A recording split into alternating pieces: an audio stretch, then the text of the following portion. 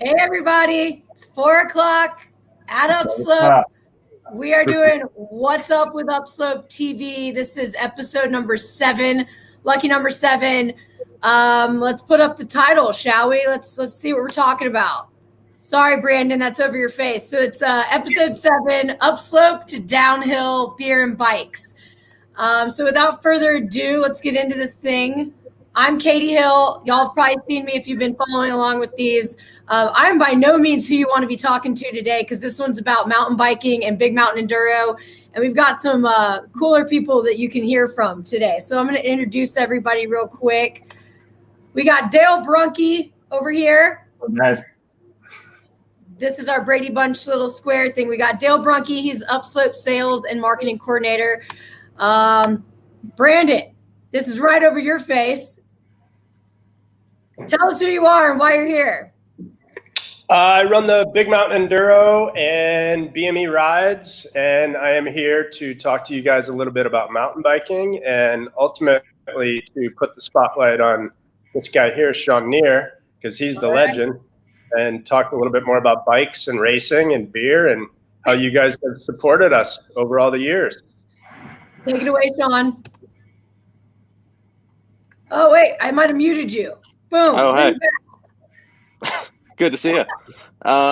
Yeah, I guess I've been a bike bum my whole life and dedicated my life to it. So here we are. I guess I have some knowledge about it. Been racing with Brandon for a while now, so I'm stoked to talk bikes with you guys. Nice. Yeah. Sweet. And before we get started, I just wanted to throw up this pretty cool picture of you, Shawn. Damn. Yeah, Green River. That's kind of where my career took off, to be honest. Thankful to Joey Schuessler for giving me the opportunity to come on that film trip. Nice. That's awesome, and that's proof positive that you have the authority to be on this screen right now, because if anyone wants to look at that picture again, that's pretty badass. So, Shawn, thanks for being here. Brandon, thanks for being here. And without further ado, I'm going to kind of slip in the background. If you viewers have comments or questions, today I'm going to kind of act as a viewer because I don't really know my ass from my elbow when it comes to mountain biking. So I'm going to be a viewer just like you guys and tune in and hear what these guys have to say. Other than Upslope being a proud supporter of Big Mountain Enduro, I don't know a whole lot about the sport, so I'm going to fade into the background and listen to what these three guys have to say. If you're watching at home, like I will be right now, please comment. We will throw those up on the screen and get to any questions and comments you might have. But I think Dale's got some questions to navigate, so I'm going to bounce out for a minute and just enjoy. Thanks for coming, y'all. Right on. Thanks, Later. Perfect. Well, we've gone through barbecue shows. We've done fly fishing. You know, we've talked about music on these things. I think one of the coolest things that I get to participate on my side with Upslope is the Big Mountain Enduro and, you know, that relationship that we've established together. So, Brandon, I kind of want to start with you and kind of let's dive into BME, how BME came about. I know you've had some deep history in the enduro scene out west, getting enduro set up and just the whole BME race series and kind of like the history behind it. Sure. Well, yeah, first off, thanks for having us on. Appreciate it.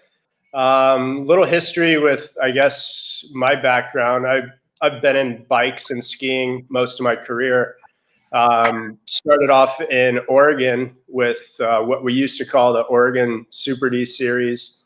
That catapulted into the Oregon Enduro Series in the early 2000s. So we were kind of shaping the sport of downhill and Super D. And, you know, I had some friends and riders who were traveling over to Europe, racing this discipline called Enduro, and said, you know, you pretty much have to do this and bring this to the States. So we started running Enduro races in Oregon.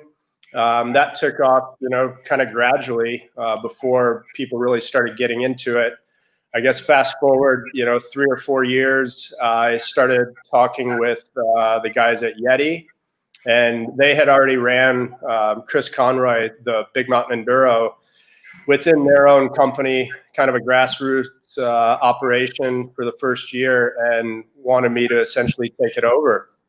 So I think it was 2012 is when we kicked off the Big Mountain Enduro, and, you know, started off with, I believe, 5 races that first year, and really just kept progressing the sport and our races and getting more organized and more professional over the years. But yeah, I think 8, 9 years later, here we are. We're still doing the same thing, but I think on a bigger scale. And, you know, it's a lot more than just me behind this movement. Yeti's been our title sponsor for 8 years running, which is amazing. You know, we've had Maxxis involved and Shimano and all the major bike companies kind of supporting us and helping us along the way. And, you know, we've had a great team helping with our operations and running all the logistics and the marketing side of things and working with new venues and beer sponsors like you guys at Upslope. And everybody loves the beer sponsor. What's that? Everyone loves the beer sponsor at the end of the race. You know, I got a line. It's been huge. I mean, it's kind of just created a community around the BME. I mean, it's more than just racing. You know, we obviously put together world-class races and courses for guys like Shawn, but it's the fun and the camaraderie and the community that we built over the years that has kind of been the most fun to watch and shape. And people have transformed and created their careers around, you know, what we've built, and new friendships and business relationships and everything in between. So it's been a cool thing to be a part of and to you know, just kind of direct a little bit over the years. But it's more than a one-man show, that's for sure. We got a great team around us. Definitely. And you got to have the riders come to you. I know you guys are just bursting at the seams with people signing up for races this year. Everyone's stuck inside with COVID. They're itching to get out, you know, that kind of thing. So I know ridership is kind of up this year. And for the folks that don't know out there that are tuning in, can you just very loosely explain what enduro racing is compared to other types of mountain biking? I mean, in a nutshell, we always just joke, you know, enduro is just out riding your bikes. And but no, it's more than that. It's gravity focused. We try and, you know, balance legit courses, challenging terrain. We always aim to find the biggest, best descents and trails in each respective zone. But it's essentially timed, you know, it's a time trial format. All of your downhill runs are added up, cumulative time. You know, the fastest rider after the course of a 1 or a 2 day race is essentially a winner. But you're not racing the same trail or the same track over and over, like a downhill race or a cross country race where it's, you know, you're constantly moving. We're racing 3, 4, 5 different trails and stages in a particular day. So it kind of showcases the overall rider and technicality and fitness side and every set of a mountain biker. And, you know, as Shawn knows very well, and we'll talk about, the best riders come out on top. You got to be well-rounded. Sure. But it's a fun format because it's more than just a one race kind of thing. You're racing a lot of trails over the course of the weekend, and you know you're riding you know, the best stuff that's in each venue. Nice. Well, speaking of one of the best riders, we got one of them right here. Shawn, I know you've been on a bike since, gosh, maybe this tall. And a lot of enduro riders have a kind of a background either in, you know, BMX, dirt biking, that kind of thing. So let's hear a little bit about how you got into enduro, how you got onto a bike in the first place, and why you love it so much. Yeah, man. Just like you said, BMX was my coming to love the world of bicycling. You know, like tried team sports when I was a kid and just found myself sitting around and bored out of my mind. I remember sitting in a dugout in a baseball game and just being like, what am I doing with my life? I had like a midlife crisis at 7. And my dad just stumbled upon a sick BMX track in Humboldt County in Northern California, where I was from, and tried it, never looked back, and just literally fell in love the first time I got in the gate. And moved to Colorado at age 11. Some neighborhood kids were mountain biking when I was on my BMX bike. Was like, hey, you should try 4-cross, which is kind of like BMX, but on the side of a mountain, a little steeper. It's 4 people in a gate. Tried 4-cross, loved it. Loved the feeling of mountain biking. It was more sportsmanship. I felt like this sense of community, which BMX I think lacks a little bit. Whereas you're racing the clock, not anyone else. So it's like if you mess up, it's on you, and everyone's like truly like, hey, how was your run? Like they want to know, they want you to do well. Whereas BMX, like someone can pimp you on the inside, and it's a little more aggressive in that aspect. And once I got into mountain biking, man, it was like no looking back. I have not wanted to race BMX since. And then yeah, I did downhill from like 14 on, and then fell out of, it's like kind of a long story wrapped up, but kind of fell out of downhill around 18, 19. Moved up to Whistler, was a bike bum up in Whistler with some friends for a couple of years, did well at Crankwork. I was like, man, I should give racing a shot again. Moved into a van, did 2 years in downhill out of my van, made world's team, started riding for Yeti after Joey got my foot in the door. Was trying to do this downhill shuffle in my van, racing the trail bike, which was kind of sick. Like I was on the Yeti SB6 back then with a downhill fork on it, just going to any race I could, and ended up, going to Val de Sol that year for the world's team. And then that was 2016. 2017, I was like, maybe I should give enduro a shot. Like I was so stuck on downhills, being super stubborn. And then finally gave a shot at Keystone, which was the perfect event because I had a little bit less pedaling. I was definitely not fit back then. And just like, it was the perfect event, like all these different tracks, they're just full on, like not much waiting around. And yeah, once I tried enduro, it was kind of no looking back, just like every kind of progression in my life, and kind of got obsessive about it. And I loved just the one run aspect. It's like you get to just feel out the trail and ride it as you would, whereas downhill, it's like you're kind of watching everyone else's lines and seeing what they're doing. Enduro, it's like more about how you perceive the track, because there's so many tracks that you need to learn, so you just kind of let it flow. So that's the long and dirty of it, or short and dirty. Nice. Yeah, I mean, you just mentioned in there the fitness aspect of it. With everything COVID, whatnot going on, a lot of races have been canceled, and I know a lot of riders are, not racing right now. Are there certain things you're doing to keep in shape still, or kind of you've got set up? Yeah, Brandon and I were just talking about this. Definitely been training hard since November. We were, locked and loaded for the South America rounds, which were in the end of March. And then, those got pushed, but we were supposed to still race in May. So then you like reassess, make a training block to May, and then those got canceled. So basically it's kind of whatever you can do to keep motivated right now. I feel like motivation is this kind of fragile thing that you got to walk on eggshells around, and it's kind of whatever works for you. I've kind of stopped mountain biking a little bit and got on the road bike a lot more. Just to like kind of challenge myself in different ways. I feel like when we do start racing, it's going to be like weekend after weekend after weekend. I think they're just going to cram in a lot, and I just want to have that love for biking. It's kind of easy to get burnt out over a long summer. Just when everything's kind of coming at you, sometimes you just want to back away for a sec. And just, it's funny, after an injury, for example, like after every injury I have, I come out with like this new fire, because you just like want it so bad. So I'm kind of like depriving myself of mountain biking. So like when it's go time, like I want to be there, like I want my heart to want it. So that's kind of where I'm at, is just challenging myself on the road bike and getting on the BMX bike. And that's really been helping the motivation stay high. Okay. Nice. So, something to add to that, Shawn, it's interesting in what you just said too, because I remember some of the early days of the BME. You mentioned 2016 or 17 at Keystone, but our events in Crested Butte that we did were just crushers. We'd do 6,000 to 8,000 feet a day, and I remember you just hating those and trying to talk to me like, "Come on, dude! Like this is ridiculous. What are you doing?" And now, like you just say you're getting into road biking, but let's talk a little bit more about the kind of road riding you do. Like you just did a 200+ mile ride in a day and climbed like 17,000 feet.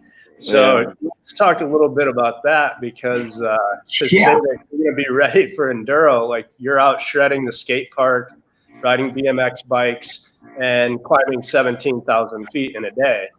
So it's funny how you did from being a downhill or 4-cross and not liking the big days out in Crested Butte, and now like where you are now. Totally. So, I mean, yeah. That and like the mindset that goes into trying to do 200 plus miles in a day. Totally. A little bit on that story, actually, that ride that you guys did in the Front Range and what that entailed. Yeah, and it was interesting. Like you said, like back then, you know, I came off from being a bike bum in Whistler, just literally like doing whatever, going and just doing laps after day after day after day. So yeah, doing those big days at Crested Butte crushed me, you know. And it's funny, yeah. It's like once you find that type 2 fun, it's like the experience after it, and you're like, oh, that sucked for a bit, but like you look back on it, and you have beers with everyone and talk about their days and how cross-eyed they were. So you're at 12,000 feet, and it's like those are the memories that you remember, you know. And it's like, so the big days on the road bike kind of came from trying to push myself in different ways, you know. Like we were talking earlier that on the mountain bike, I'd kind of made these training trails at home, and I kind of got burnt out on them a little bit, and just like it was hard to challenge myself, and it was so much easier to be like, my roommate Blair and I would be like, all right, let's go do this big day on the road bike. And it was such a fun challenge. Kind of got addicted to it. I feel like a lot of us have this like addictive personalities. At least I did, with like, I wanted my corner to look a certain way. I wanted to look this certain way in the air. So we kind of got obsessive with these like big rides, and just like, hey, let's try this. Let's go up to Estes. And yeah, it was funny. We did a big ride with Botsy, and he's like, oh, you should do like the ground loop. It's just, you know, you go over Estes, down into Winter Park, and then up over Berthoud. Like, we're like, that sounds sick. We didn't know how long it was. And then looked at it. It was like, yeah, like 17K.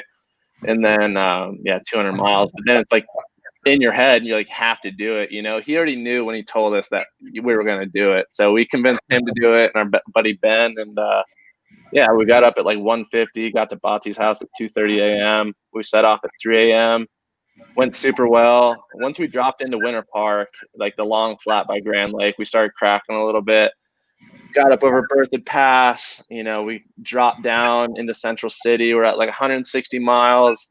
And then Blair's little tube started falling off his back seat, and he looked down. We were descending at like 40 miles an hour into these like steep corners, and he smashed a guardrail because he like got back on his seat, cut his face all bad. And like, so we were like not sure if we're gonna finish it. And luckily, we got the medics there. We had service, and got him into an ambulance, and we kept going, and luckily finished it. Blair's all bummed because now he's got to do it again. He didn't finish. He was literally in the ambulance. Like, that was the worst thing. He didn't care about the huge gash on his face or anything else. He's like, I have to do this damn ride again. He was like so distraught.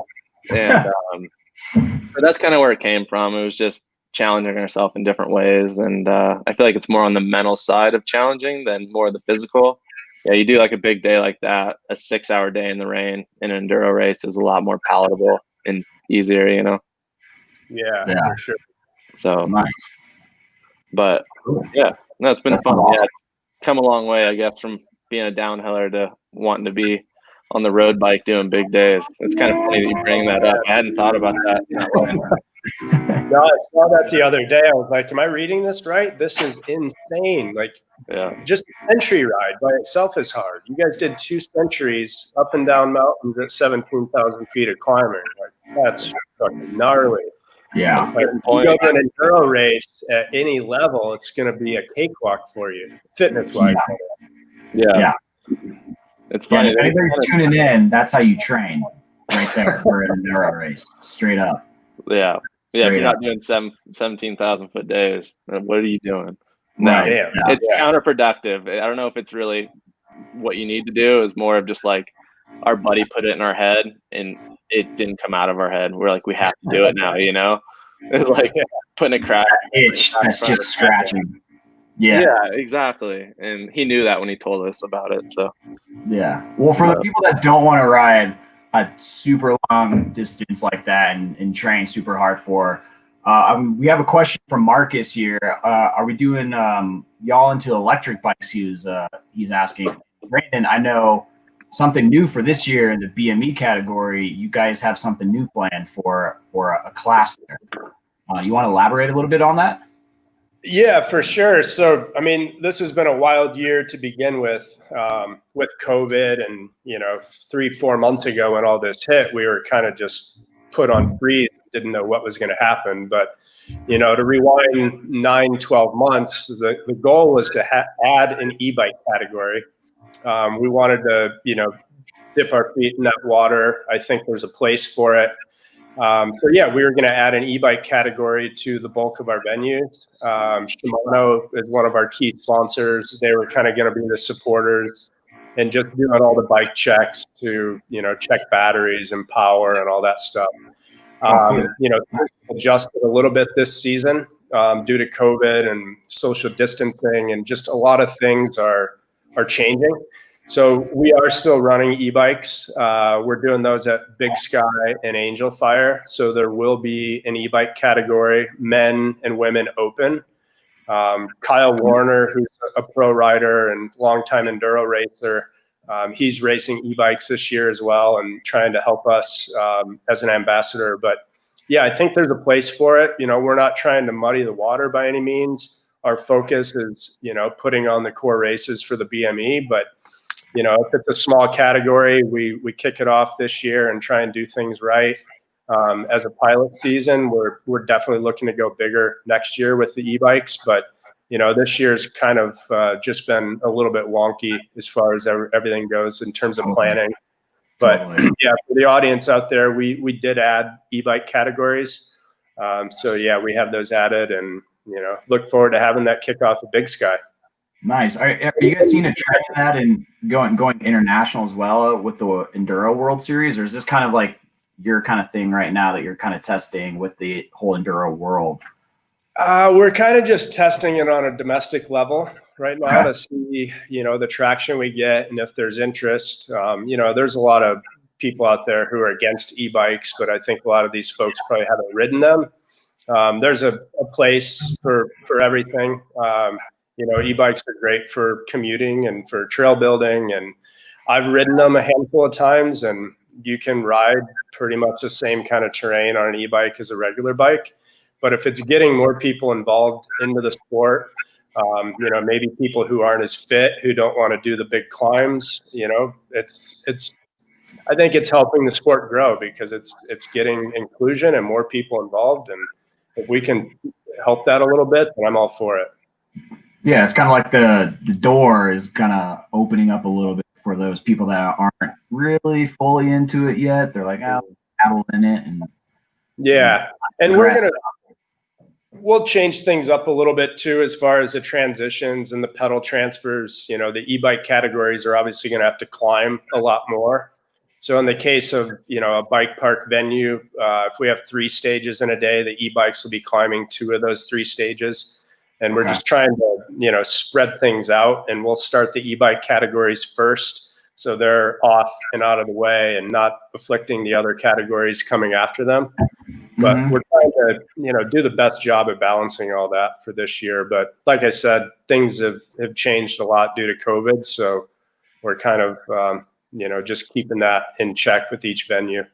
For sure. Yeah, that's really changed the landscape this year with not just mountain biking events, just events, concerts, everything in general. It's crazy. It's insane. And I can only imagine, I know we were talking a little bit, or I overheard you guys talking about like international races and stuff like that too. Is there kind of a sentiment around the enduro world with your team and other riders and whatnot, if stuff's going to actually go down this year, or how are you guys preparing for not just the domestic side of things, but for kind of the whole EWS, the World Series? Yeah.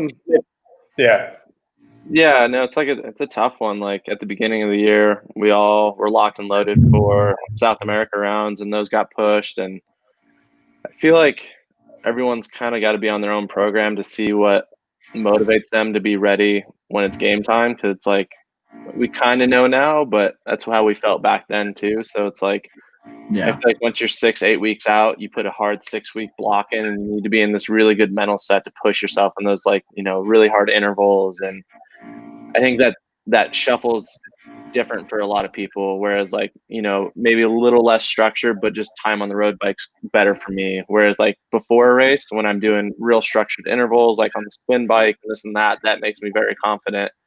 But for me, it's only sustainable in a certain route, whereas Richie's still kind of on the spin bike, and it's really good for him. And I think he gets motivated by that fact. So I think it's just kind of whatever works. And I think for me, making sure that I saw each year progression in my career and saw how much I grew off each season of racing. And then the off season was kind of cherry on the top. So right now I'm like, let's train my butt off right now. So I'm the best athlete I can be in 2021. And that's been helping me stay motivated, and like, instead of being like, oh, let's train for this race that might not happen if COVID spikes, So I think it's however you can trick your brain into making sure that you're in it every day, that you wake up and be like, hey, let's be better than I was yesterday.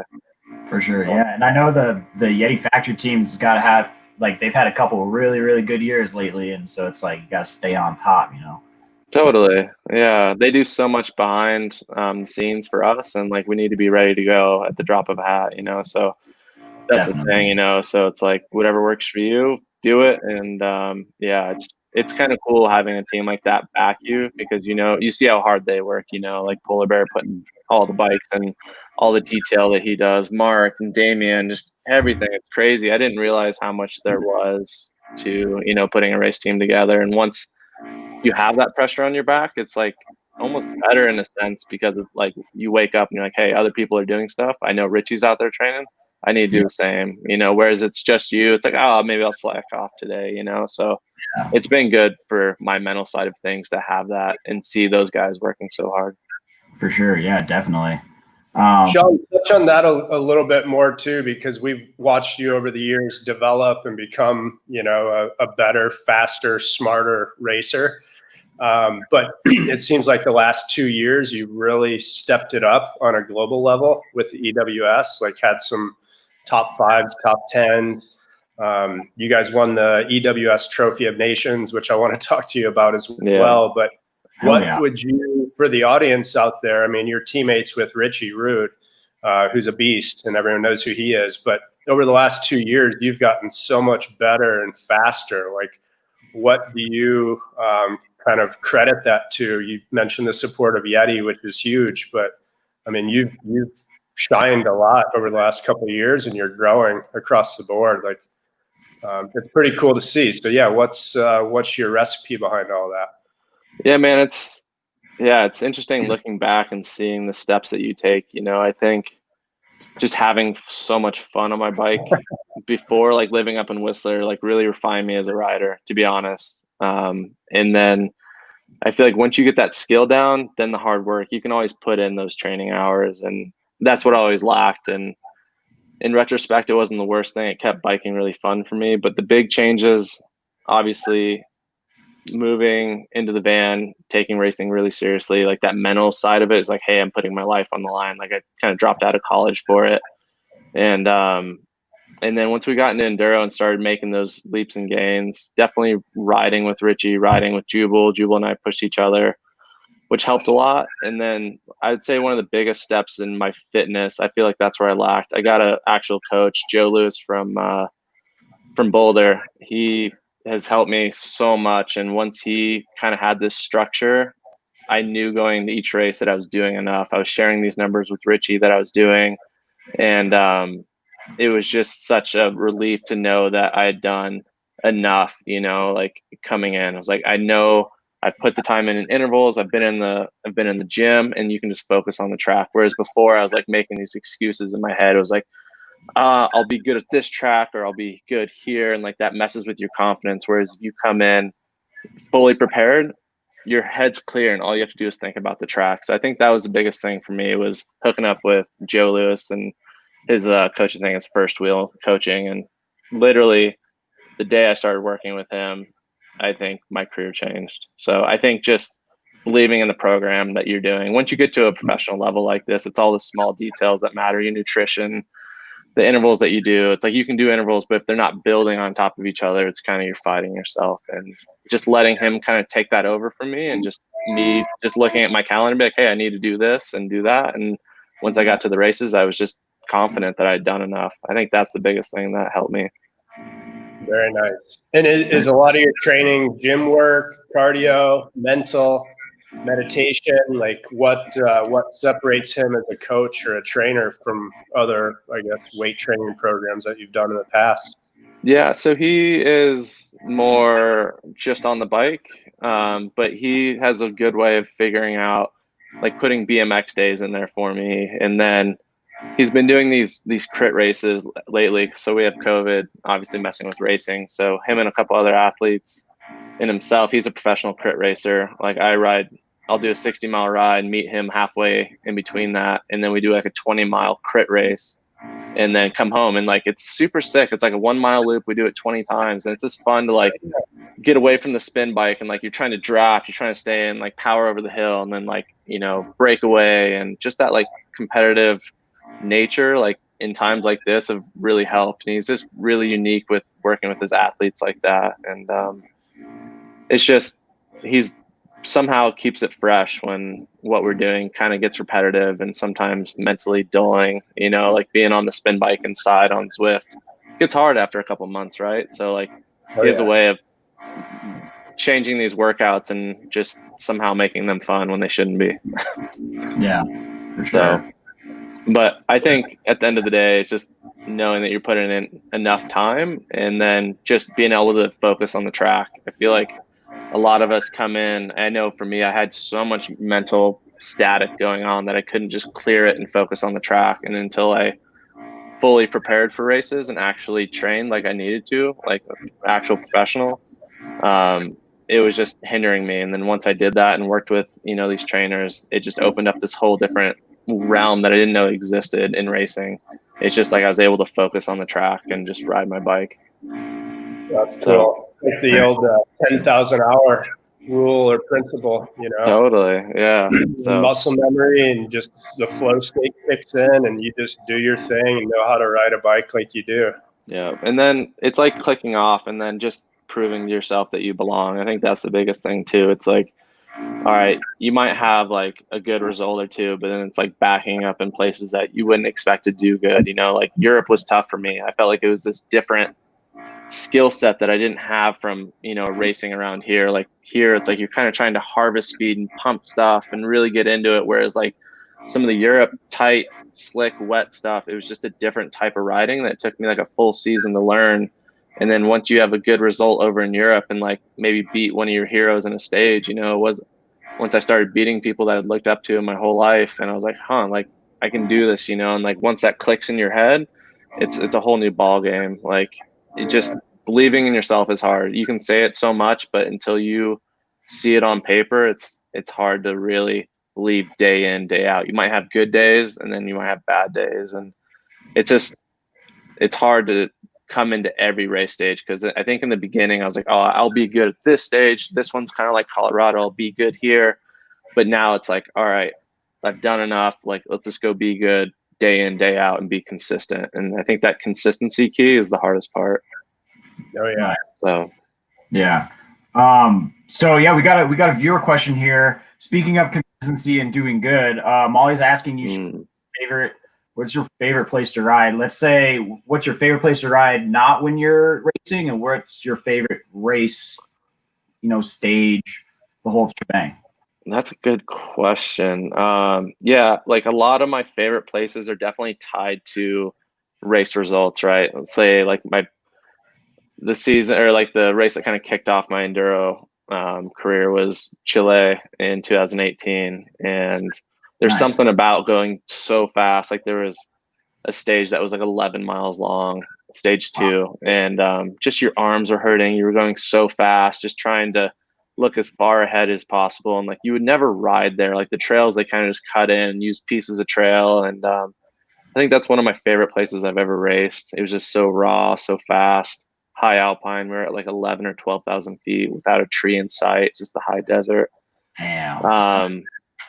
I'd say away from racing, it's hard for me to go away from Whistler, just because I had such like a memorable time of that place bringing the passion for biking back to me, just being a bike bum up there for 2 years. So I would say probably there. I feel like the interior, like Golden, Kicking Horse, Valemont, there's so much really good riding in BC. So I would say La Parva in Chile, and then Whistler would be my 2 favorite spots.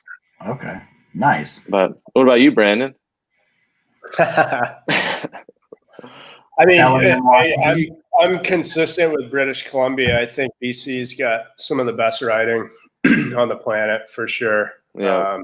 The Pacific Northwest is pretty amazing as well. I love Crested Butte. It's just a different style, big mountain, long descents, super fast. But Pacific Northwest and British Columbia, I think would take my vote. Totally. Nice. I've never been to New Zealand, but that's on the bucket list for sure, and I'd love to get down there and ride. But all kinds of good places. Yeah, we did Roto. I need to explore New Zealand. It looks so amazing. What about you, Dale? What's your favorite spot? I've my mountain biking history is a lot shorter than your guys's, but I've definitely ramped up with just my riding in the last 5-6 years. I mean, I'm born and raised in Colorado. I can't really speak to much else outside of Colorado, but but anything on the Front Range and whatnot. I really want to get down to Angel Fire, which is a stop this year for BME. I know Tony and some guys were scouting some stuff last week down there, so definitely want to get down there. But I've actually been demoing bikes a lot this week. I'm bikeless right now. Sold my old bike, trying to do something a little bigger and badder. So just been riding a lot of the Front Range stuff and getting out as much as possible. But yeah, anything in Colorado, I'm game for. So Angel Fire is such a memorable place for me. It was my first ever downhill race. I crashed there so many. I was on this borrowed bike, and it was all down this like old alpha and beta course, and I literally went over the bars more times in that one race than I think the rest of my career. I did no idea what I was doing. Oh my gosh. I guess, man. Oh my, I can't believe I kept downhilling after that race. That thing tore me apart. But Angel Fire 2015, I got the national win that was the year after we left Whistler, and that was a race that gave me the confidence to get in the van and travel. And I was like, I should do this. So something about that mountain has really been good to me, and it's definitely one of my favorite mountains in all of America. Nice. That's awesome. Yeah, Angel Fire is one of our best venues for sure. The riding is really good. Yeah, we're excited for when it's part of the finals this year. Yeah, I'm so stoked for that. So we got three races right this year, Brandon. We got Winter Park, Big Sky first. Yep. Winter Park, and then finals and Angel Fire. Yep, correct.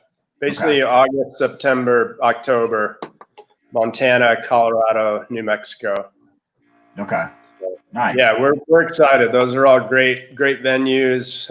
We got some good courses in store for all the racers, and it's going to be a little bit different with the social distancing and just following all the local government protocols. But it seems like things are hopefully lifting, and we just got to keep our eye on the pulse and get ready for it all. But yeah, great venues. We're excited. It's weird too. It's like mid-June. We would already have, half the season under our belt, more or less. And it's like, shit, we're not even racing yet. Yeah. So, yeah, we're excited for things to just get underway and start working. Yeah, so are we. I mean, people don't know up there, Upslope's big, proud sponsor of BME. We've been there for the last 3-4 years. I think we've been 4 years. Beer sponsor at the end. Racers get a nice, cold, delicious beverage at the end. So cheers to everybody that shows up to the end of the races to get their free beverage. So if you want free beer, sign up for some BME races, and you'll see yours truly dishing. Isn't that why we ride? Isn't that why we race and ride? So we can sit around a campfire and talk crap and drink beer? Basically, right? I know that's why I do, Yeah, it's the camaraderie. It's the camaraderie, and it's the community. Racing is only a part of it. So bikes, hang out with your friends, have some good times, and get outdoors in the mountains. Yeah, that's why we all started doing it to begin with. Yeah, that's the biggest thing. That's what I loved about mountain biking. I got there and everyone was just having beers, having fun. I came from BMX Nationals and it was just so stressful. And then I got to mountain biking and everyone was just having a good time. I was like, this is for me. And I like never went back. I was like, this is amazing. And then got into downhill, and I was just like, this is the chillest thing ever. People care about your run. I was like, hey, how was your run? Whereas BMX, it's all aggro. I was just like, huh, I think I'm in the right sport now. But, soccer mom culture. yeah, exactly. Well, hey, I want to get into kind of, you guys have two side projects kind of going on right now. Shawn with your coffee company, and Brandon, you guys are just launching a new platform with BME Rides. Brandon, I want to start with you. Just kind of, you talked about it to me earlier this year, this concept of, international stuff and just kind of this almost like a tour company, internationally speaking, I think. Can you elaborate on that for our viewers out there? And, it's not necessarily BME Racing, but it's still tied to Big Mountain Enduro. Yeah, it's our sister company. It's kind of been a dream for many years to do more guiding and just taking people on epic adventures. Like I've always been about that from the beginning. I like racing, but I would much rather go out with a group of 10 of my friends and just have a big, huge adventure and shred some good trail and have a good time and just the experience that creates. But yeah, we've been talking about doing something like that for years. And Alvaro's a good buddy. He's like a little brother of mine. He works for us. It was kind of an idea that we came up with 2 or 3 years ago. And then we slowly just started connecting the dots and finding locations and got some other partners involved, my buddy Fred. And then we started finding, some pro riders and guides, different places around the world. We've got Ben Cruz involved. We've got my buddy Pip in Crested Butte. We got Ted Norton up in British Columbia, some friends down in Ecuador and South America. So we just kind of connected all the dots of building like the dream guiding company, but it's ultimately catered for, expert level riders, because we're going to be taking people on some legit trips and trails that you otherwise probably wouldn't ride or find in some of these locations. So we're working with locals. We have one of our professional guides on every trip as well. And yeah, we kicked off, actually launched it today. And we've got South America, Central America, Mexico, Canada. We're exploring, different places in Europe. But yeah, we put together some of the best guides and riders, and we're putting forth these trips that range from 5 to 10 days and involves amazing riding, but culture and fun and just a really unique experience where I think it's a little bit different than a lot of the traditional guiding companies out there, is because the attention to detail and the type of terrain and the places that we're going to go. And, it's kind of just the beginning. But yeah, it's a sister company of BME and BME Rides. So launched it today, and we've been pretty busy with that and excited to get things underway. And, it's kind of, we were ready to launch this thing months ago, but COVID, launching an international travel company with a global pandemic going on probably wasn't the smartest thing. So we had to be really cautious and think everything through. So our first trips don't kick off until about New Year's or Christmas time this year, and most of them are slated for 2021. So we'll be adding more trips, in the coming months, and bringing on some more guides and pro riders. But basically, people can expect to ride the best shit around and have a time of their life. So that sounds awesome. I might stumble onto one of those trips one of these days. Good. Heck yeah. Yeah. But yeah, Shawn, something a little bit more, closer to home. Talk about this Traction Coffee Company that you started here. I need to try some. We need to get you some beer. We need to get some coffee over at the brewery, man. So we love coffee at the brewery. That kind of keeps us running. So yeah, how did it all come out? The name of it, and just the process of starting a company on the side from racing bikes professionally. Totally, man. Definitely need to trade some beer for coffee next week. Let's not forget that. Number one.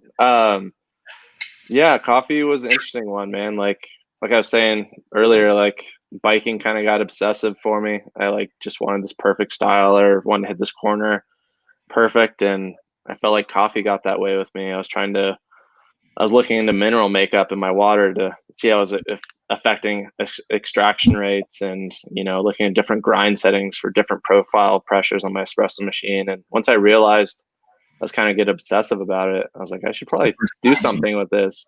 You know what I mean? I was like, I like to joke that it's like you didn't buy an espresso machine, you bought a chemistry set. Like once you get really into it, because you have all these different variables, and it's so fun to like tweak out and try to get this like perfect espresso shot or like perfect pour over in the morning. And yeah, luckily I kind of ran into an old BMX friend, Mike Murfitt, who had been in the industry for 4 years, and started kicking around the idea with him and came up with traction.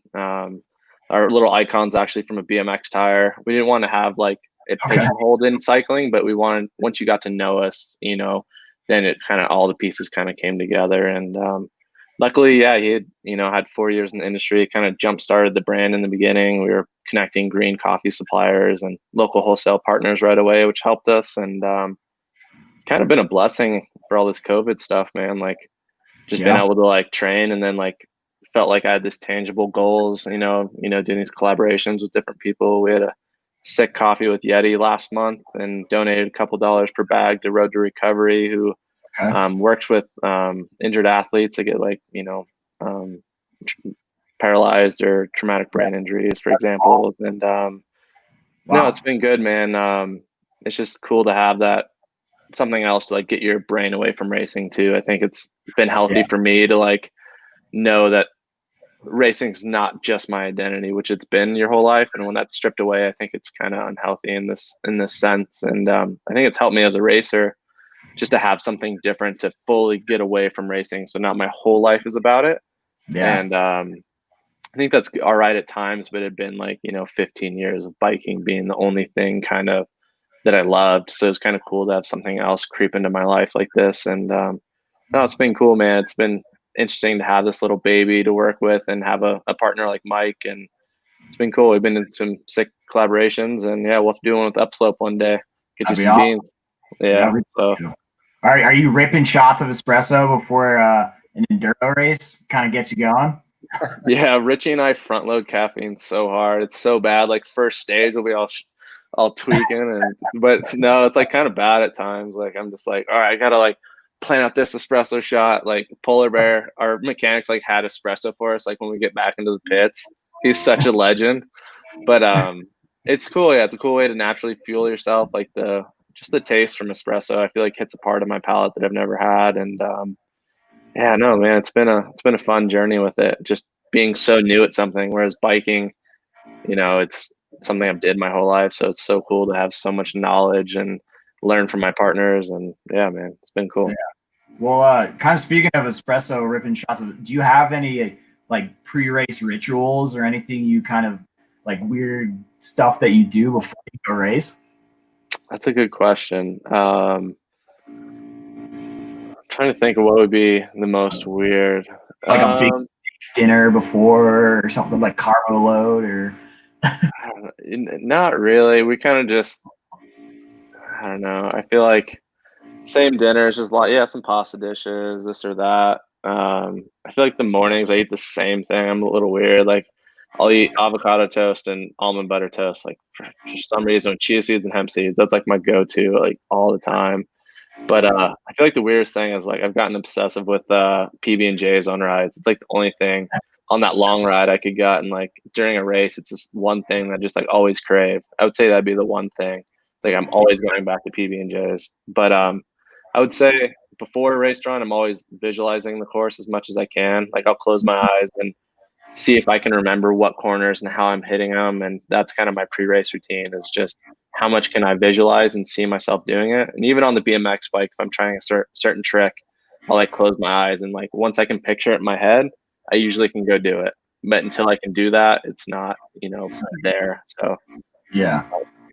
Brandon, have you seen any like weird kind of stuff from other racers that are just like out there having fun that you're like, what are you doing? Like, what?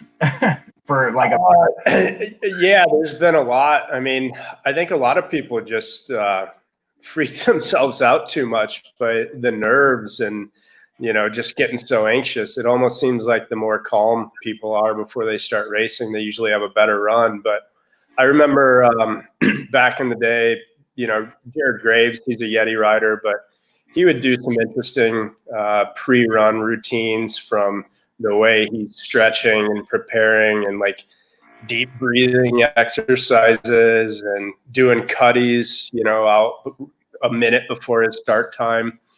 But yeah, I think every rider has a little bit of quirkiness to them, whatever works, but nothing too crazy. But I do recall Graves doing some different things that I haven't seen other athletes do before. And that guy's on a different level, as everyone knows. He's the man. But yeah, it's interesting to see just the variety of people that step up to the start lines and how they approach their race runs. And it usually seems like the more calm and collected people are, the better run they have, instead of psyching themselves out too much. Yeah, seriously. It's like almost we should be providing beer before they race, right? Just to at least one, maybe it might calm them down. Well, we don't want anybody, crashing into trees or, yard sailing over the handlebars. So we'll save it for the end for sure.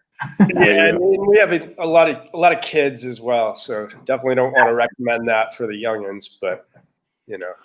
I always joke that you got to get sick to boost your immunity every once in a while. You joke that you need to hit the ground to like shock your plasma, shock your bones. It's good for you every once in a while just to slam into a tree.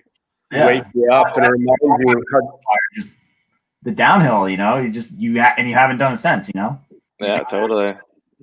Exactly, dude. Just go crash 9,000 times and you'll be a good athlete after, get it out of your system. Nice. Well, hey, Shawn, what are you riding these days for Yeti? What bike are you racing with? I'm on the SB 150. It's been just kind of overall the bike that does everything damn well. I feel like it's slack, it's still nimble in the woods, and it's been very hard to think about going away from it.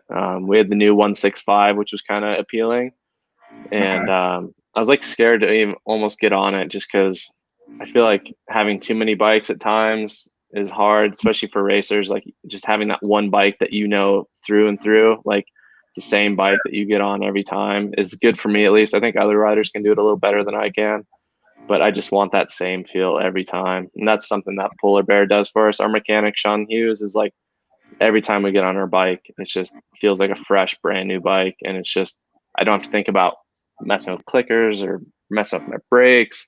I literally can just go ride the track. And the 150 is just, I don't know, man. It's just, I fell in love with it. Like I said, it's good and everything, it seems like. Nice. Yeah, I was demoing a 130 and Brandon was talking to me about the 150, just the differences between the two. Isn't that what you're riding these days, Brandon? The 150 as well? Or yeah, I had the 150 and the 165. Okay. I switch back and forth, but I mean, if I was racing or riding what Shawn is on a grander scale, I'd probably roll with the 150. But up here in Bellingham, I enjoy the 165, just the steeper, tighter, more technical stuff, smaller wheels, travel. But if I was where Brandon was, I would definitely have a 165 with probably a downhill fork on. Like if I wasn't racing like at the level I am, like I would definitely have a fleet of bikes that I'd mess around on. And I can't wait for that to happen. But yeah, thinking about being in Bellingham, I'd be like 165 for sure. And then even like around here, it's like, well, I want 100 for this, a 130 for that. And like, I feel like it's just N+1, you know what I mean? Always with bikes. And like, for me, just that comfortableness and just being on one bike is hard, but I'm looking forward to being retired and having 12 bikes in my garage. It's a good problem to have, right? I know. I can't wait for that problem.